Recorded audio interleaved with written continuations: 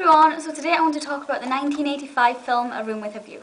So this film is based on E.M. Forster's book, and in this, Lucy meets George when she is in Italy and starts to develop quite conflicted feelings and emotions towards him, which is a little bit of a problem because back home in England she is engaged to Cecil.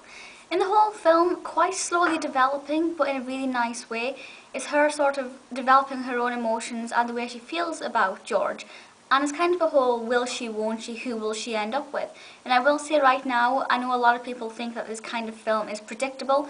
A Room with a View has quite a few twists and turns, and all along the way things happen that you might not expect, so don't go into it thinking, I know what's going to happen, I've seen this a million times. This one's a little bit different. The film is directed by James Ivory, and we have some really amazing scenes in here. The imagery for Florence is gorgeous, the English countryside is heavenly. Any film set around that time period is absolutely beautiful. It really captures the Victorian essence, which I love. A lot of you will know that the Victorian era is my favourite. And before I watched this, I didn't know that that's kind of where it came from. I do love the work of Forster, but I hadn't read this one. The music itself in it is gorgeous, but there's some really beautiful segue pieces that kind of take us to kind of from one scene sort of transition into the next, and it's absolutely beautiful. And it's rare that a film will have music in it that stands out so much that's just for a crossover for a scene, and that is able to capture the mood of one scene and the next scene in the same piece, despite the fact that the mood of each scene differs. But this film manages to do that expertly, and that was something I hadn't expected, I hadn't anticipated that. But personally, I found the music in this to be something exceptionally delightful and something definitely worth praising it for. The cast is obviously a massive thing to shout out about. Now for me, the obvious reason I was watching it is because of Helena Bonham Carter. As a lot of you will know, I am a massive Helena Bonham Carter fan. Yes, I will show that in every Helena video from now on.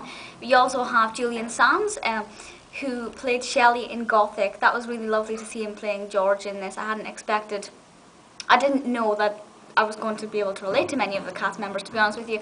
I had no idea Maggie Smith was in it, Judi Dench is in it, Daniel Day-Lewis is in it, a load of other people. The cast is phenomenal. Obviously the acting across the board is brilliant, that's including the supporting cast and things. Phenomenal. Obviously this is 1985, Helena was 18, possibly 19 depending on when it was the time of filming. She is just absolutely fantastic. Just to show you, that's her there.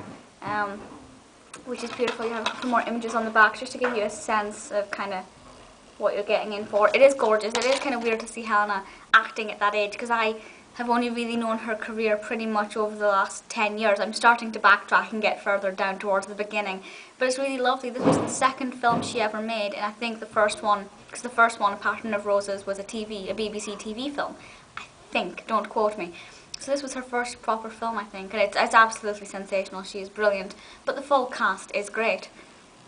The film is 2 hours in length, and it is a PG, which I thought was odd, because there's a particular scene where a few people are naked, and it's a really comical scene actually. It's very funny, and that sounds quite immature, but it's a very immature scene, but it's meant to be, and that's the way it's played, which is beautiful.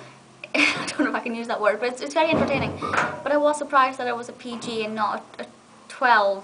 But I guess for the most part, and there's also quite a graphic scene in the beginning actually as well. So for it to be a PG, I think is quite odd. I'm not sure if it gives an indication. No, it doesn't say, you know, why it's a PG. It doesn't say this is a safe film, because it does contain nudity, and it does contain a little bit of blood at the beginning, which has nothing to do with the whole film, to be perfectly honest, but it's interesting. So I was a little bit surprised to find it's a PG, but it is definitely a great film and well worth the watch.